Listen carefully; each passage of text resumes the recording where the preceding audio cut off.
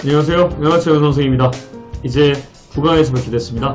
9강과 10강은 그동안 여러분들이 1에서 8강을 통해 IELTS True False Not Given 문제 풀이 능력을 잘 길렀는지를 확인하는 강의입니다. 그래서 인트로가 있는 이유는 되게 단순합니다. 아직 문제를 안 풀고 바로 문제를 보려고 하시면 안 됩니다. 문제를 푸세요. 그리고 문제 풀이를 보세요. 일단 여러분들 9강에서 드릴 말씀은 딱 하나입니다.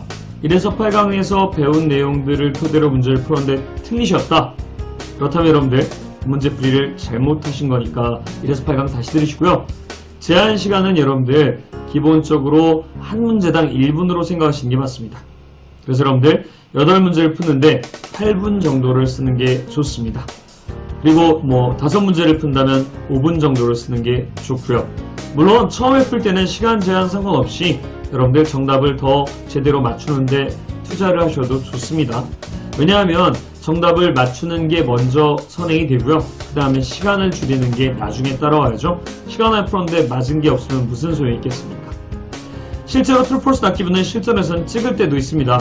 그런데 찍게 되더라도 한 문제 이상을 맞추게 되면 10문제가 나오면 True 3문제, False 3문제, Not Given 4문제, True 4문제, False 3문제, Not Given 4문제, True 3문제, False 4문제, Not Given 4문제처럼 찍어서 한꺼번에 많이 못 맞게 해놓습니다. 일정 비율을 맞춰서 내놓기 때문에 10문제 중에 2개만 딱 찍어서 풀어서 위치키 잘 보이는 걸로 맞춰도 그 2개가 다 틀으면 나머지는 False나 Not Given을 찍었을 때 절반 이상을 맞게 되는 효과가 있어서 주로 주관식같이 찍었을 때 다 틀리는 문제보다는 나중에 남겨놓다가 그래도 찍을 수 있는 상황을 남겨놓도록 그렇게 작전을 짜곤 합니다. 그 정도는 팁이니까 알아두셨으면 좋겠습니다. 자, 문제 다 푸셨다면 지금 이 여담 듣고 나서 바로 문제 풀이 보시면 되고요. 그리고 나서 정말 많이 틀렸네 그러면 다시 1에서 8강을 정독하듯 수업을 다시 들어주시면 됩니다. 10강에서도 마찬가지 그런 연습을 하시면 되겠습니다. 여러분들 한번 많이 맞췄길 기대하면서 본강의 수업 들어가겠습니다. 감사합니다. 자, 이제 9강입니다. 실제 문제 풀이 한번 해볼까요? 자, 올라가서 보시면요. 문제가 어떤 유형인지 한번 확인해 보셔야겠죠. 실전 시험에서는 이렇게 나오죠. 기본적으로 문제가 True False Not Given만 나오는 게 아니라 Yes Not Given이죠. 더군다나 이렇게 매칭 문제도 나오고요. 나중에 저랑 배우시겠지만 또 여기 주관식 문제도 나옵니다. 그 중에 저희가 풀어야 되는 문제는 28번부터 32번의 True False Not Given 문제, Yes Not Given 문제입니다. 여태껏 한 번도 Yes Not Given을 다뤄드린 적이 없어서 보여드립니다. TFNG와 별다른 차이는 없습니다. True False Not Given을 TFNG로 적는다면 Yes Not Given은 Yes Not Given으로 적을 뿐입니다. 가장 커다란 차이는 Yes Not Given을 TFNG로 적으면 틀리게 됩니다. 두 번째요. 문제 3가지 유형이 하나의 지문에 나왔습니다. 고로 28번에서 32번이 일단은 본문 전체를 대상으로 나올 확률이 떨어지고요. 또한 5문제뿐이 안 됩니다. 고로 역시 본문 전체를 대상으로 나올 확률은 떨어집니다. 맞습니까? 확인하십시오. 여태껏 1에서 8강에서 배운 게 효과가 있어야 합니다. 자, 이제 에디슨이 위치키 역할을 합니다. 두 번째요. 포토그래프 괜찮지 않습니까? 포노그래프 괜찮지 않습니까? 추금기라는 단어입니다.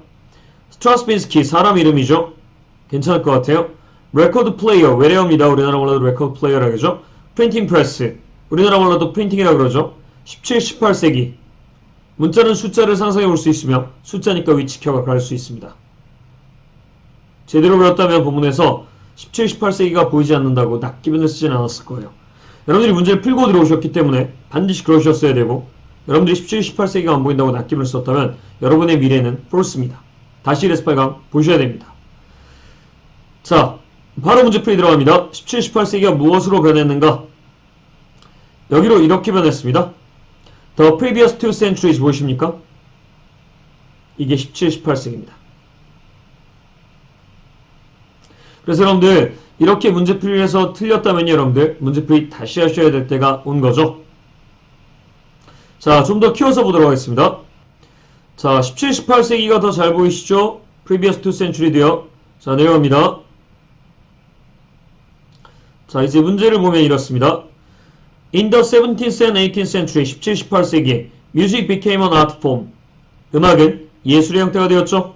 In its own right, 자기 자신의 힘으로. 그러니까 음악이 지금과 같은 예술이 되었냐고 물어보고 있습니다. 17, 18세기에. 여기 봤더니 the previous two centuries가 아마 두 세기가 17th century와 18th century 의미할 겁니다. had already seen a move away from the dominance of the ceremonial and ritual music. 이 의례적이며 또 의식적인 종교적인 음악으로부터의 지배에서 move away 벗어났대요. 그래서 towards the realm of pure art 순수 음악의 영역으로 갔다는 거죠. 말 굉장히 어렵게 써놨는데 결국은 남의 제사나 남의 생일 파티에 가서 음악 연주하던 데서 벗어나서 이제는 예술이 되었다는 거죠. 정답 뭐가 됩니까? true가 되고요. 저희가 여태껏 배웠던 아주 전형적인 위치키를 통해서 정답을 not given을 쓰게 만드는 규칙입니다. 좋지 않습니까? 그리고 본문 전체를 사용하지 않았습니다. 자, 이 말들 알고 있는데 틀리셨나요? 1에서 8강 다시 보십시오.